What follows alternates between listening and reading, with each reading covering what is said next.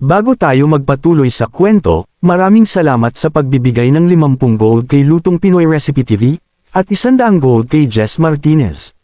Maraming salamat po. Balik sa kwento. Ang eksena ay lumipat sa matandang pinuno at sa kanyang anak, na parehong mukhang medyo nag-aalala. Ang matandang lalaki ay nag-aalala kung kinailangan bang lunukan ni Lorca ang kanyang pride at tiisin ang lahat ng iyon para lamang sa kapakanan ng kanilang angkan, at pagkatapos ay tinatanong niya kung ang lahat ng magandang lupaing iyon ay talagang sulit. Di nagtagal, nakita ng dalawa ang isang pulutong na nagtitipon sa gilid ng isang plaza. Sa harap nila ay isang malaking poster ni Lorca. Sila ay nabigla, lalo na nang makita kung gaano kaiksi ang suot niya. Kasabay nito, ang mga tao ay nagkukumpulan sa paligid ng larawan, nagbubulungan at nagtuturuan.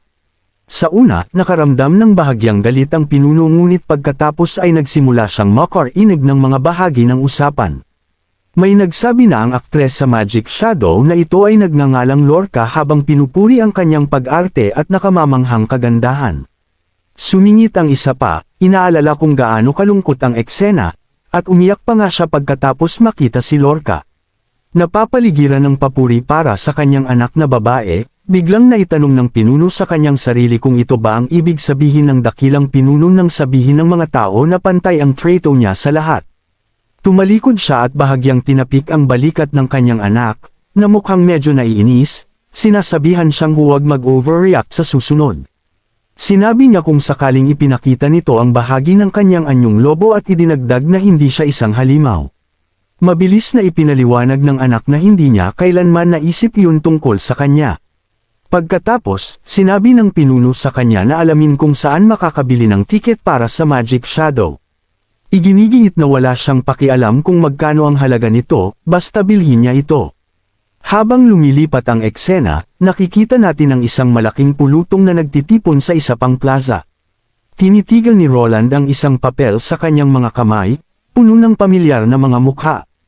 Ipinaalala ni Berev sa kanya na malapit na ang oras.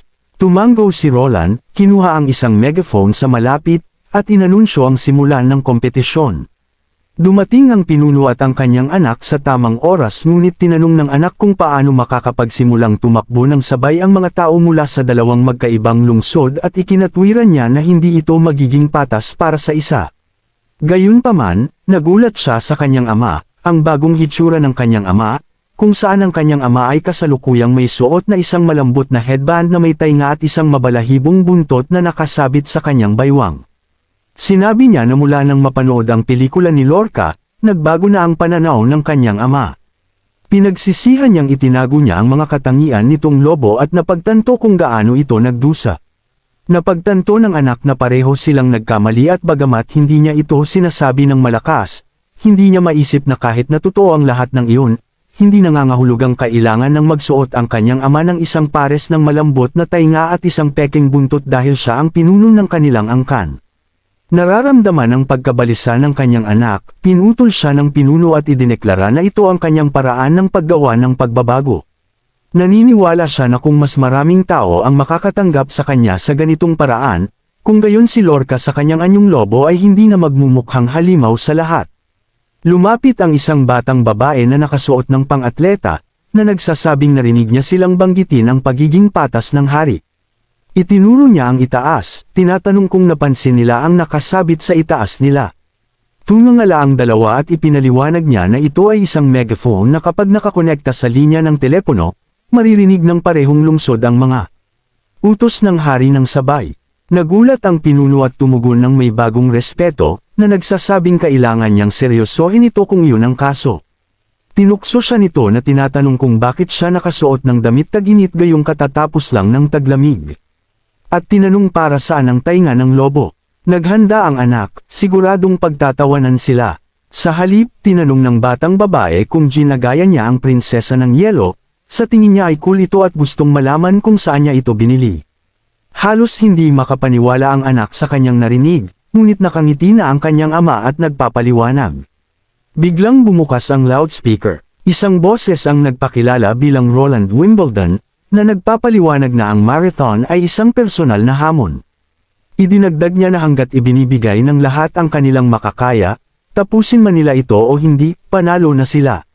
Ipinagpatuloy ni Roland ang kanyang talumpati at binabalaan ang mga tao na huwag mandaya o makialam sa iba.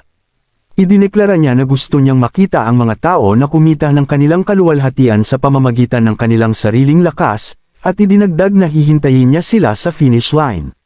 Kapag ang lahat ay nasa lugar na, ibinigay niya ang hudyat at ang buong pulutong ay biglang kumilos. Sa mga upuan, nanunood si Edith kasama ang kanyang dalawang nakababatang kapatid, sina Lance at Cole. Bumaling si Cole sa kanya, tinatanong kung bakit hindi siya sumasali sa pagkakataong ito. Tutal, dati siyang gustong-gusto ang mga kompetisyong ito. Ngumiti lang si Edith at ipinaliwanag na noon, ginawa niya ito para sa pamilya dahil ang panalo sa isang kompetisyon ay nangangahulugang mas maraming pagkakataon para sa kanilang angkan. Pero ngayon, hindi na niya kailangan iyon. Di na kailangan magpagod siya para makuha ang atensyon ni Roland. Inakbayan niya ang kanyang mga kapatid at sinabing, hindi na siya nag-iisa ngayon at mayroon na siya dalawa sa kanyang panig. Nagulat si Cole nang marinig ito at bago pa siya makapagsalita. Idinagdag ni Edith na ang pinakamaganda na magagawa nila ay tulungan siya sa City Hall. Sumang-ayon si Cole dito, samantala sa karera humihingal na ang ama ni Lorca. Nag-aalala ang anak at tinanong kung dapat na silang magpahinga, na itinuturo na marami pa ring tao sa likuran nila. Ngunit tiningnan siya ng ama at tinanong kung talagang gusto na niyang sumuko dahil lang sa hindi sila ang nasa huling pwesto. Ipinilit ng anak na mas nag-aalala siya sa kalusugan ng kanyang ama, ngunit mariing tumugon ng ama na kung si Lorca iyon ay hindi niya kailanman sasabihin ang ganoong bagay. Ipinahayag niya na gusto niyang maging mas katulad niya ang kanyang anak, na ipinaglalaban ang layunin ng buong lakas niya. Pagkatapos ay tinanong niya ang kanyang anak kung hindi ba niya gustong manalo. Tumagos ng husto ang mga salitang iyon. Nakaramdam ang anak ng kakaibang kirot sa kanyang dibdib. Iniisip niya kung paano siya mananalo. Ano ang gagawin niya? Dapat ba niyang lasunin ang tasa ng kanyang kapatid o ibunyag ang anyong lobo nito sa mundo? Paano pa matatalo ng sinuman ang isang batang babae na pinagpala ng tatlong Diyos? Iniisip niya na siya na lang palagi ang nagpaparaya, hinahayaan ang kanyang kapatid na umangat, dahil naniniwala siyang ito ang para sa ikabubuti ng angkan. Hindi niya lang maintindihan kung bakit hindi siya napansin ng kanyang ama. Marahil ay matagal na itong nakatago at sa unang pagkakataon, sumabog siya. Sumigaw siya na kung hindi siya nag-aalala sa kalagayan ng kanyang ama, kanina pa siya nasa unahan ng grupo. Ngunit sa sandaling lumabas ang mga salita sa kanyang isipan, tinanong ng ama ang kanyang anak kung mananalo ba siya. Pinagsisihan niya ang mga iyon.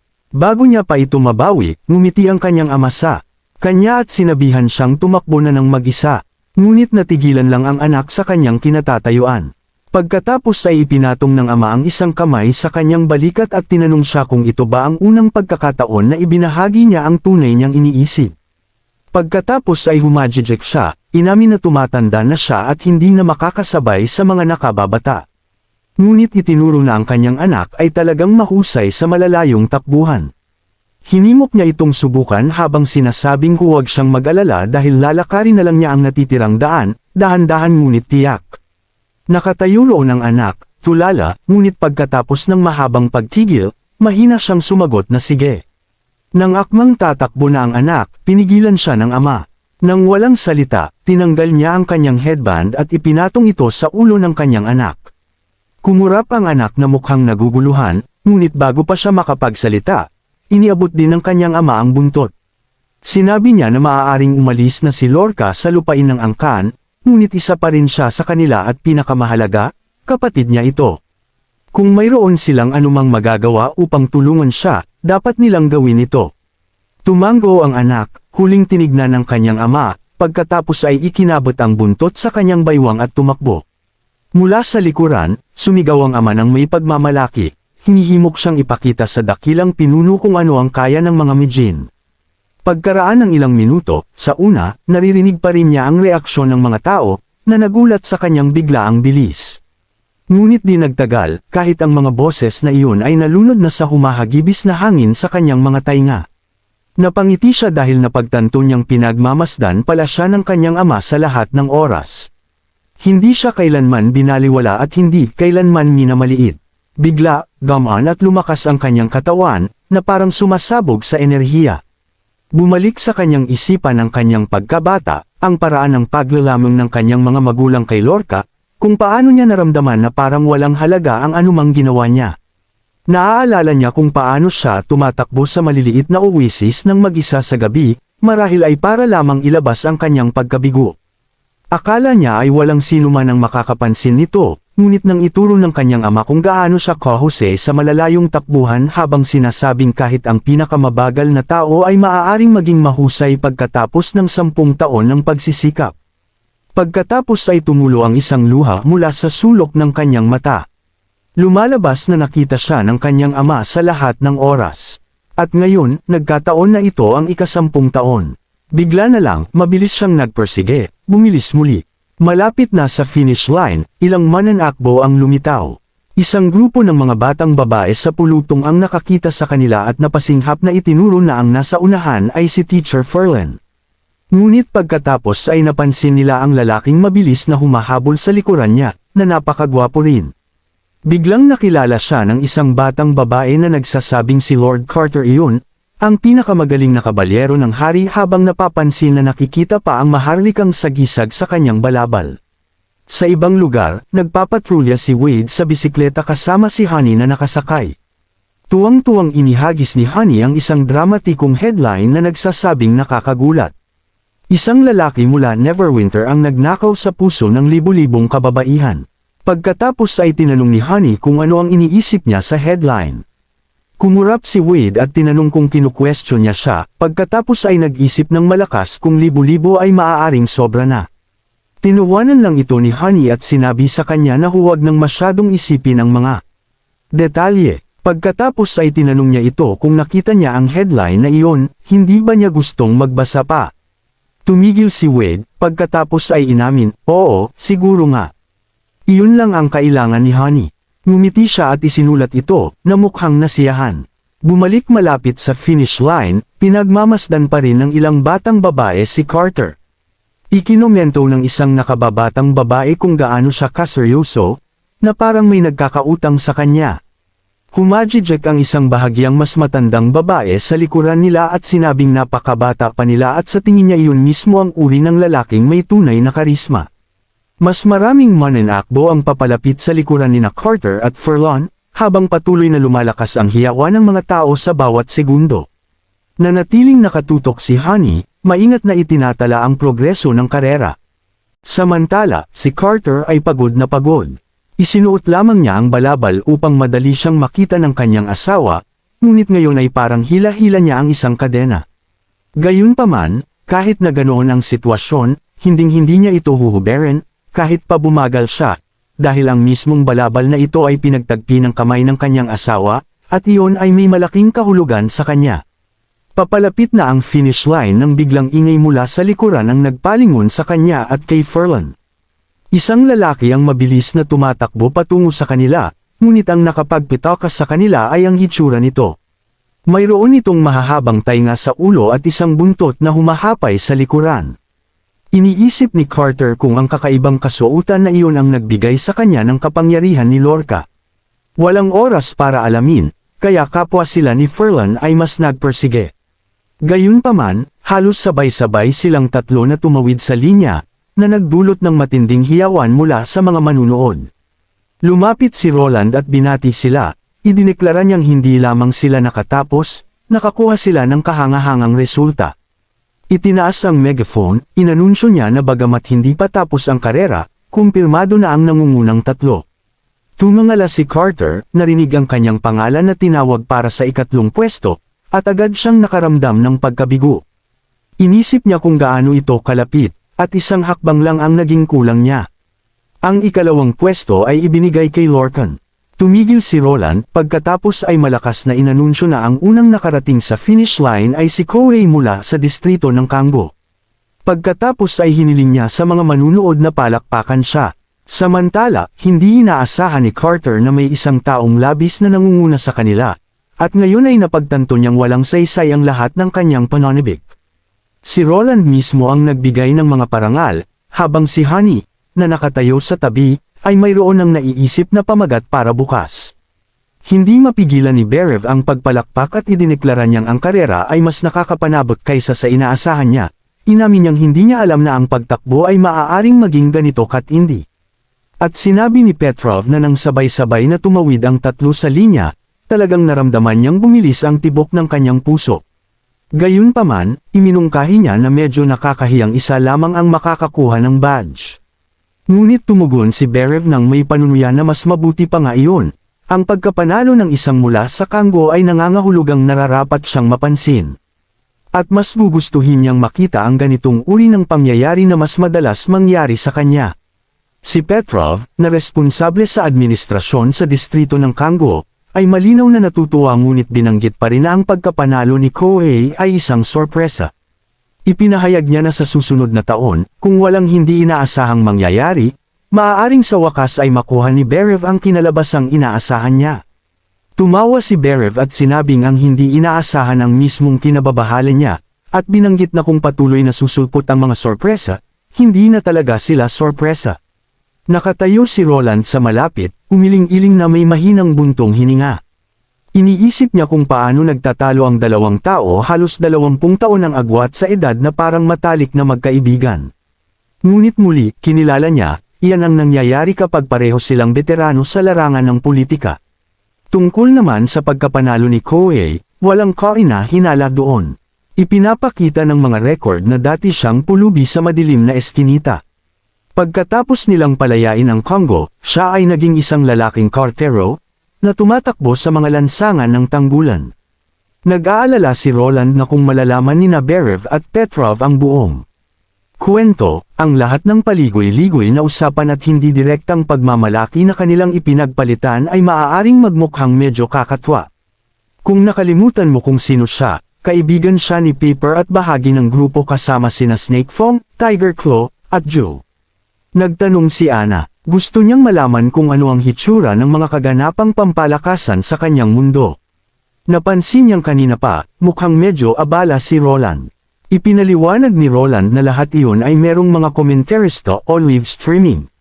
Nakuha ni Ana ang punto at sinabing pinag-uusapan niya ang isang bagay na nakakatulong sa lahat na maunawaan ang progreso ng mga kaganapan sa totoong oras. Nagtataka siya kung paano iyon posible. Ngumiti si Roland at sinabing medyo komplikado ang paliwanag, pagkatapos ay binanggit ang isang bagay na dati niyang sinabi sa kanya, na siyang telebisyon. Lumipas ang oras, at dahan daw ang dumidilim. Habang lumulubog ang araw sa abot tanaw, opisyal na idineklara ang pagtatapos ng marathon. Nagtipon ang mga tao sa entablado, at naghanda si Roland para sa isang talumpati. Naniniwala siya na ang anumang malaking digmaan ay nangangailangan ng isang malakas na simula upang pasiglahin ang mga tao. Kung mayroon mang perpektong oras upang palakasin ang moral sa pamamagitan ng isang talumpati bago ang digmaan, iminungkahi niya, ito na iyon. Pagkatapos ayusin ang mikropono, nagsimula siya. Ipinahayag niya sa kanyang mga tao na katatapos lamang nilang masaksihan ng isang bagay na hindi kapanipaniwala. Sa loob ng wala pang 4 na oras, marami ang nakatapos ng 28 kilometrong takbuhan na eksaktong kalahati ng haba ng pangunahing kalsada ng kaharian gamit lamang ang kanilang sariling mga paa. Itinuro niya na ang mga taong kamakailan lamang lumipat dito ay maaaring hindi lubos na maunawaan kung ano ang ibig sabihin nito. Noong nakaraan, ang paglalakbay mula sa bayan sa hangganan patungo sa Canggu Stronghold ay tumatagal ng hindi bababa sa 3 buong araw, kahit na walang pahinga. Noon, sino mang magsabi na makakarating sila sa isang araw lamang ay pagtatawanan. Ngunit ngayon, nakita na ito ng lahat sa kanilang sariling mga mata. Binigyang diin niya na ito man ay paggawa ng mga kalsada sa kabundukan o pagtakbo ng walang tigil, lahat ito ay patunay kung paano nila patuloy na hinahampas ang kanilang mga limitasyon. Ipinahayag niya na ang tinatawag ng mga tao na imposible ay isang tanikala lamang na naghihintay na maputol, at ang marathon ngayon ay buhay na patunay nito. Bumuhos ang hiyawan sa karamihan. Isang batang boses ang sumigaw na hanggat naroon ang hari, walang imposible. Ang isa pa ay sumigaw na may bahagi rin ang mga mangkukulam habang binabanggit na ang hari at ang mga mangkukulam ang gumawa ng lahat ng ito na posible. Tumigil sandali si Roland, pagkatapos ay binago ang tono. Binalaan niya sila na nahaharap sila ngayon sa isang ganap na bagong banta, walang iba kundi ang mga demonyo. Ipinaliwanag niya na ang digmaan ay umabot na sa kritikal na punto at pagkatapos ng araw na ito, ang unang hukbo ay magmamarcha patungo sa matabang kapatagan at magsisimula ng ikalawang pag-atake laban sa mga demonyong sumasakop sa mga guho ng Tekira. Hinampas niya ang podium sa galit, sinasabing ang mga kaaway na ito ay malupit at sakam ng higit pa sa makatwiran. Ipinaalala niya sa karamihan na ang kanilang mga kuko ay minsan ng ginawang madugong guho ang isang maunlad na kaharian ng tao. Milyon-milyong inosenteng buhay ang nawala, at ang mga buto ng mga patay ay maaaring pumuno sa isang buong lungsod. Iginiit niya na dapat silang lumaban lalo na bago ang sakuna ay umabot sa bawat pintuan. Ipinahayag niya na sila ay lalaban sa lupa, sa dagat, at maging sa himpapawid. Hindi sila titigil, hanggat hindi napupuksa ang mga demonyo, at walang anumang banta ang mananatiling panganib sa sangkatauhan. Pagkatapos ay lamambat ang kanyang tono at ngumiti siya at sinabing masaya siyang makita ang mga kalahok mula sa mga angkan ng Mojan, mula sa fjords, at mula sa iba pang tatlong kaharian. Iminungkahi niya na nangangahulugan ito na isinasantibi na ng mga tao ang mga dating hinanakit at mas nagkakaisa kaysa dati, at sinabi niyang ito na ang magiging bagong normal. Ipinaliwanag niya na sa mga demonyo, hindi mahalaga ang mga bagay tulad ng lahi, edad, kasarian, o paniniwala. Ang tanging interes nila ay ang pagpuksa sa lahat. Kaya naman, ipinahayag niya, hindi lamang ito digmaan ng Grey Castle, digmaan ito para sa ating lahat. Pagkatapos ay hinimok niya ang kanyang mga tao na alalahanin ang himala ngayong araw sa tuwing makakaramdam sila ng takot, matitigilan, o mag-iisip na umatras. Hanggat pinanghahawakan nila ang kanilang paniniwala at nagpupersige, ipinangako niyang mapapasa kanila ang tagumpay. Muling umungal ang karamihan, mas malakas kaysa dati, ang hiyawan ay nagpatuloy ng matagal, at sa huli, tinawag ni Roland ang nangungunang 10 atleta sa entablado upang tanggapin ang karangalang kanilang nakamit. Ang sumunod ay palakpakan na bumuhos saan man. Hindi agad umakyat si Lorcan, pinanood niya ang kanyang ama na pumalakpak ng may paghanga, sinasabing, hindi nakapagtataka na tinatawag nila siyang dakilang pinuno, at ang kanyang mga salita ay halos nagpatindi sa kanyang pagnanais na bumalik, pagkatapos ay tinanong niya kung handa na ang kanyang anak na umakyat sa entablado. Medyo malungkot ang hitsura ni Lorcan dahil hindi siya nanalo ng unang pwesto, ngunit inakbayan siya ng pinuno at sinabing may ngiti na ang mahalaga ay lumaban siya para dito at sapat na iyon. Sinabi niya sa kanya na tumayo ng may pagmamalaki at ipakita sa lahat ang diwa ng tagapagmana ng kanilang angkan. Sumulyap si Lorcan sa kanyang ama, pagkatapos ay ngumiti at tumanggaw ng may determinasyon. Ang malambot na palamuti sa ulo ng tagapagmana ay matatag pa ring nakalagay. Kinabukasan, pumasok sina Roland at Nightingale sa bulwagan ng kastilyo. Sabay-sabay na tumayo ang lahat ng nasa loob. Ngumiti si Roland at sinabi sa kanila na umupo. Ipinapalagay niyang alam na nila kung bakit niya sila tinipon at agad na bumaling ang lahat ng mata sa kanya habang inanunsyo niyang opisyal nang nagsimula ang digmaan.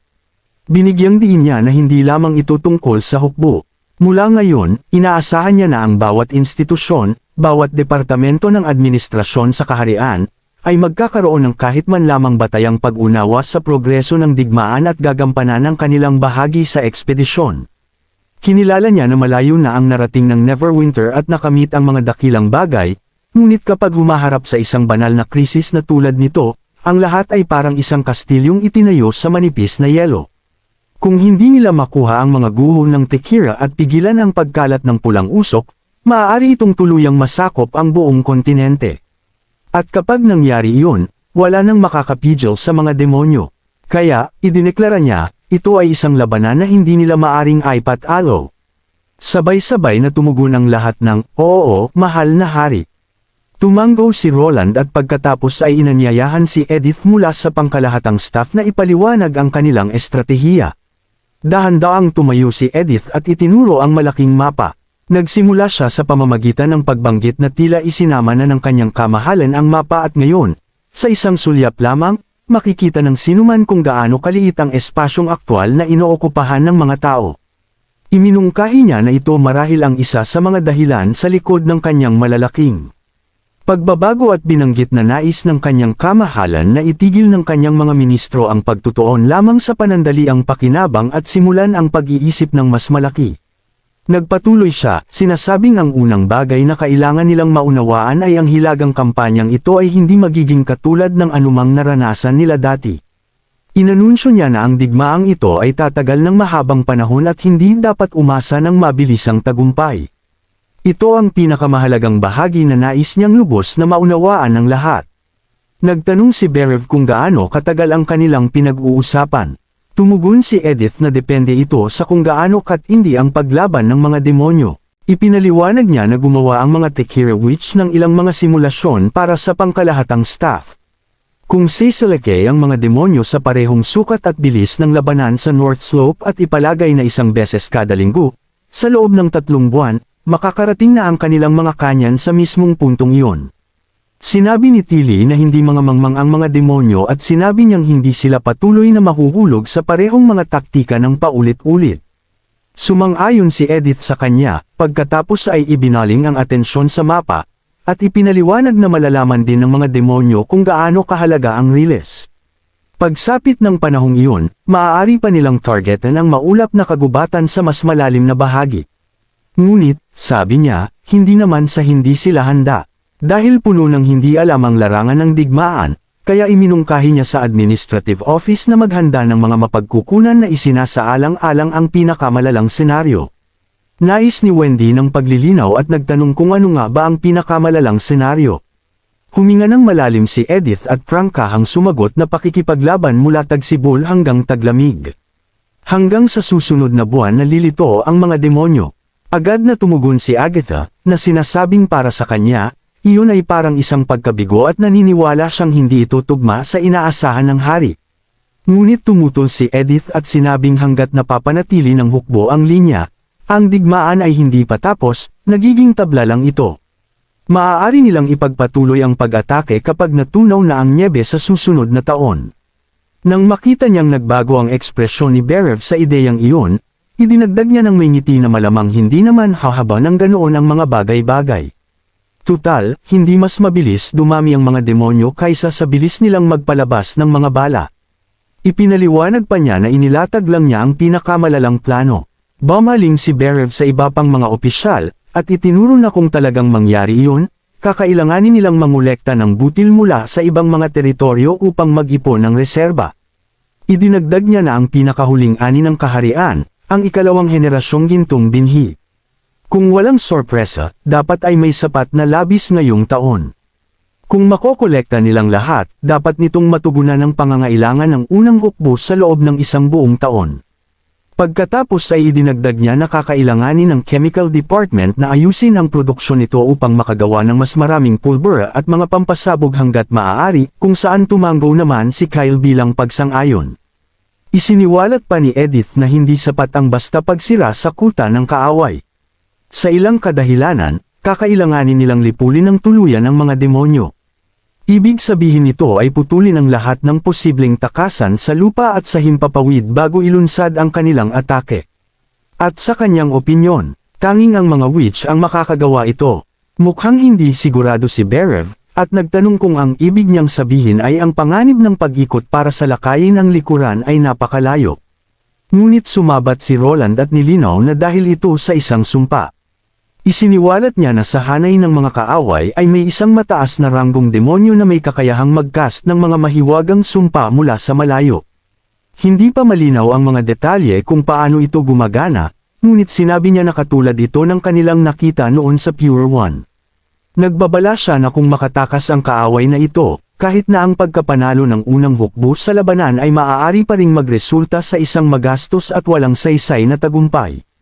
Nang makita ang dismayadong mukha ni Lightning, hindi maiwasan ni Roland ang mag-alala. Alam niyang kahit gaano pa kahanda ang kanyang mga kapatid na babae na magsakripisyo para sa kanya, magdudulot pa rin ito ng pagkakasala sa kanya. Ngunit sa ngayon, wala talagang mas mahusay na opsyon. Napansin ni Lightning ang kanyang tingin, pagkatapos ay bahagyang iniangat ang kanyang ulo at binigyan siya ng isang maliit at atubiling ngiti. Bumaling si Roland sa grupo at malinaw na ipinaliwanag ang sitwasyon. Sinabi niya sa kanila na ang pangunahing layunin ng ekspedisyong ito ay upang alisin ang banta ng Black Pillars bago magsimula ang Divine War at, kasabay nito, pahiniin ang kakayahan ng demonyo na lumaban.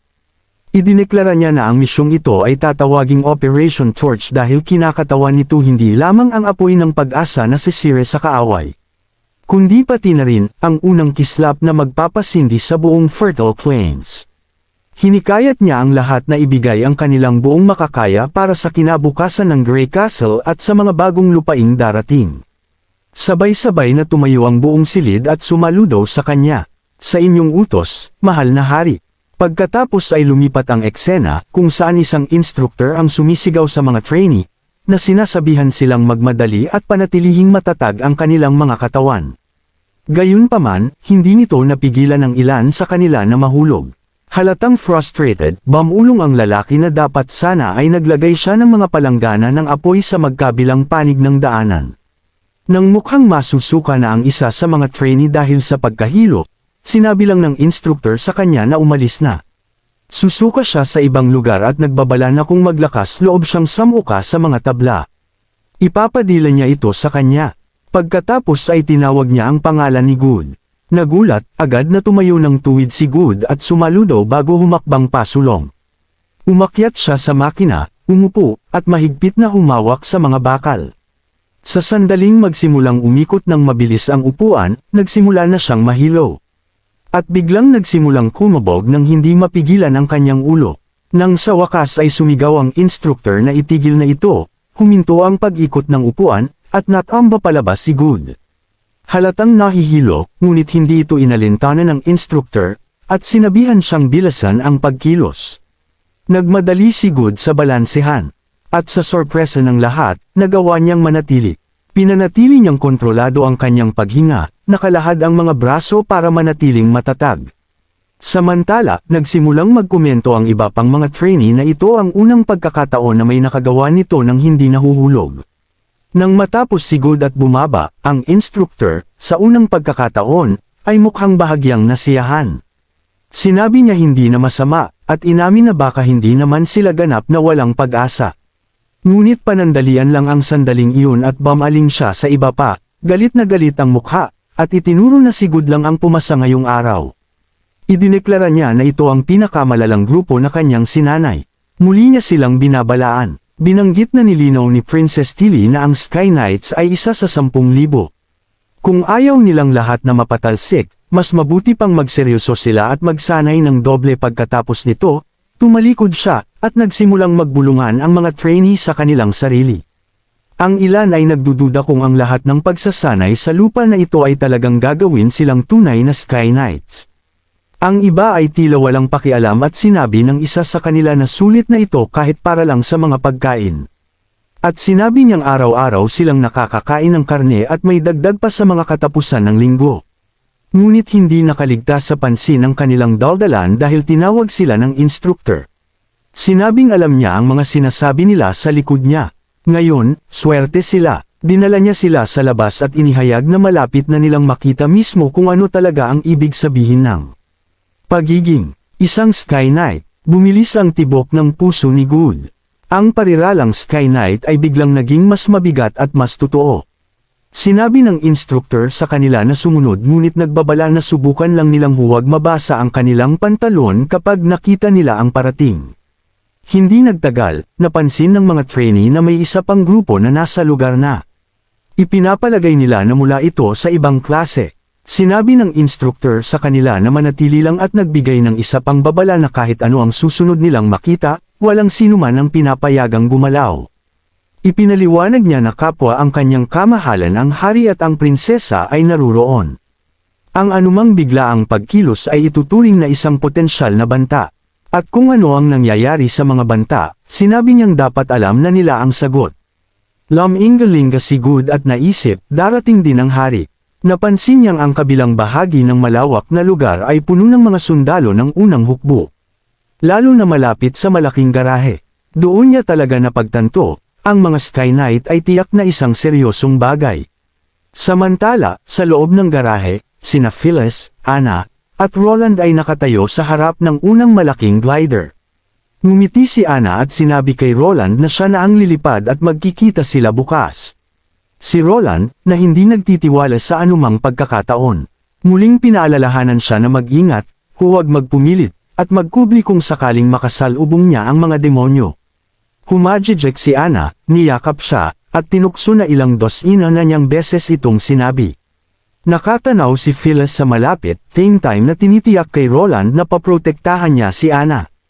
Tumango si Roland, sinasabing narito lang siya, naghihintay sa kanila. Pinapanood silang lumayo, ngumiti si Tilly at nagtanong kung talagang nag-aalala si Roland. Si Roland, na nabigla, ay nagulat na napansin niya ito. Itinuro ni Tilly na parang nagpapalam siya, hindi lang isang buong araw na paglipad, kaya masyado itong halata. Pagkatapos ay tumingin siyang muli sa kanya at nagtanong kung pareho lang iyon. Sinabi ni Roland na hindi niya pinagdududahan ang kanyang mga kasanayan sa paglipad, o ang mga kakayahan ni Ana.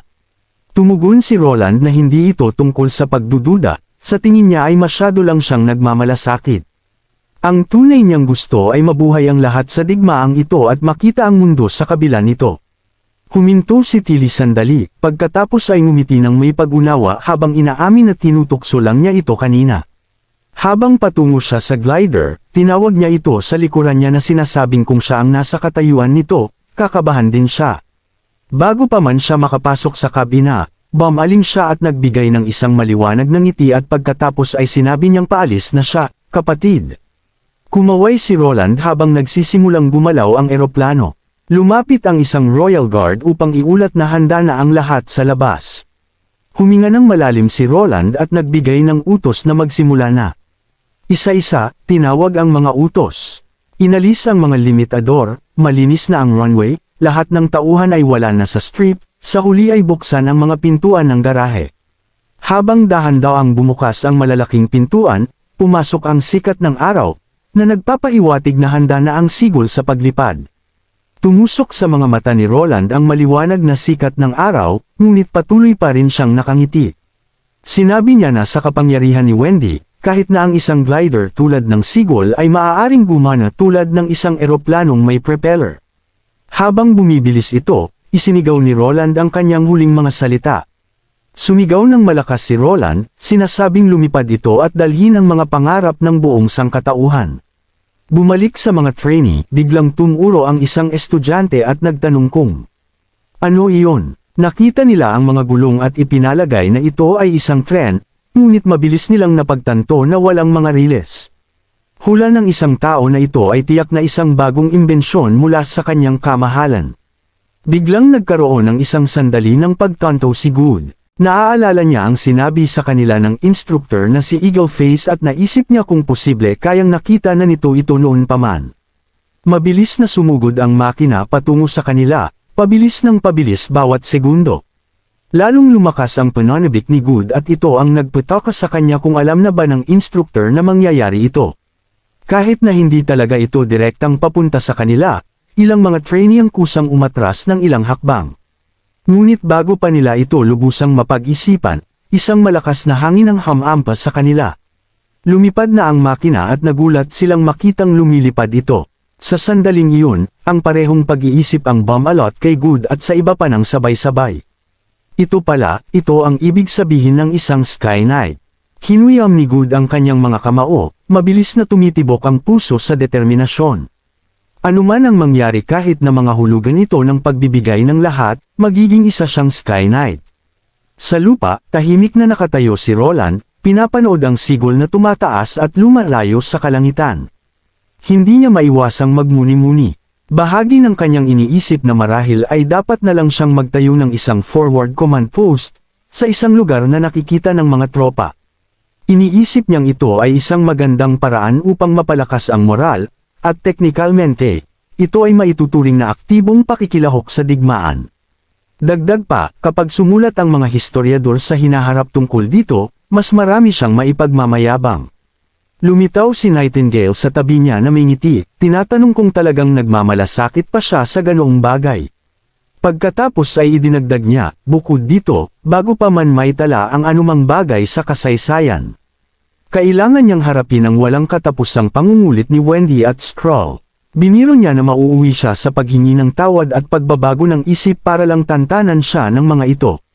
Idinagdag niya mula sa karanasan, hindi ito isang bagay na kayang tiisin ng karamihan. Kaya, para sa kapakanan ng lahat, marahil ay dapat siyang magdulot sa kanila ng mas kaunting problema. Tumawa si Roland, inamin, may punto siya. Ngunit sa kaibuturan, alam niyang ang digmaan laban sa mga demonyo ay maaaring umabot ng ilang buwan, marahil kahit na mga taon, at kailangan niyang umangkop sa bagong realidad na ito ng mas maaga kaysa sa huli. Sinabi niya kay Nightingale na tawagan ang lahat. Oras na, sabi niya, upang pumunta sa ikatlong bayan sa hangganan at tingnan kung nagbunga ang kanilang mga pagsisikap. Habang nagbabago ang eksena, humakbang si Kyle at nagulat na maaaring natagpuan niya ang hinahanap ni Roland. Itinaas niya ang isang bote na puno ng kakaibang pulang likido.